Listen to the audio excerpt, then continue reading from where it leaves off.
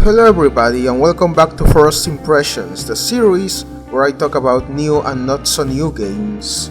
And after a while talking about new stuff, I wanted to go a little bit back to the past and talk about a game that I never played until, well, yesterday. I'm talking about The Binding of Isaac Rebirth, an indie roguelike game released in 2014, which was actually a remake of the first Isaac game. This game is regarded as one of the best roguelike games of all time, and with good reason.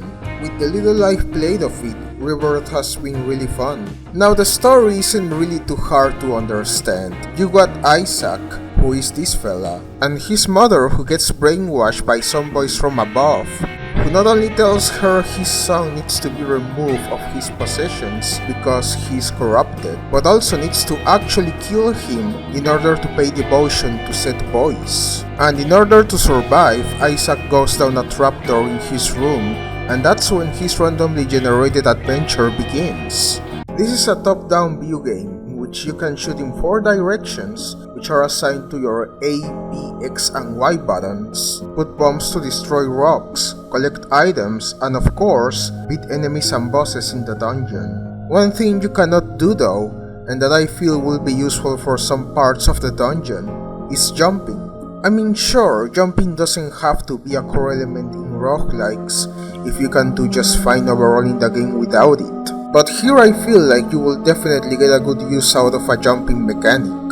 Moving on, I gotta say, one thing that got my attention right from the get-go is the fact that a lot of the enemies are pretty much just Isaac clones. Some can be just zombie looking, which is fine, but then we have abominations like this guy. Whatever happened to him is something I may not want to know, ever. Another thing I must point out is that some of the items you encounter don't come with a description, so you gotta figure out what they do. And if you get confused because you don't really see any effect, then you just gotta get more used to the game.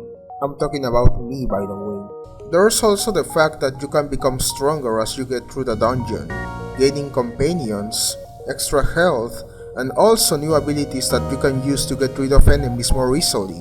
At the time of me recording this video, I still haven't beaten the game. And I guess that only makes sense, since this is a first impressions video, and come on, I played the game for an hour, bear with me. But because of that, I have no idea who the final boss may be, although I'm really expecting it to be the deranged mom, but I'm just speculating here. But yeah, overall my first experience with the game was pretty cool, and I can't wait to get further into it and understand it more since I'm still confused about certain things. It is also worth mentioning that this game has 3 DLCs that add even more content into the game: Afterbirth, Afterbirth Plus, and Repentance, with the latter being released as recently as March 2021. I'm not gonna purchase those DLCs just yet because I'm just getting started with the base game. But if I end up really loving the game to the point where I spend a shit ton of hours into it, I will consider buying the DLCs. And I'm personally not someone who buys DLCs for anything, so that's how you know I really must love a game to do that.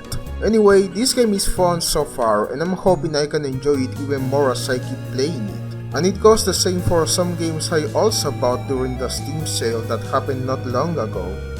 I just love games that are pretty much endless and where the overall experience keeps changing as you progress. So I will keep on keeping on. With that said, thank you for watching this video and I will see you in the next one. Bye. Hey, thanks a lot for watching this video. If you enjoyed what you saw, make sure to like the video and subscribe to my channel. This motivates me to continue doing this type of content. Believe me, it does take effort, so support is greatly appreciated. I also stream on my Twitch channel, usually on the weekends, but I will tend to stream after a new video is up as well, so chances are I might be live there right now, so feel free to go and say hi. And finally, don't forget to join my Discord server. We have a small but cool community, and it's also a good place to hang out. So come join us. With that said, thank you and I'll see you in the next video. Bye.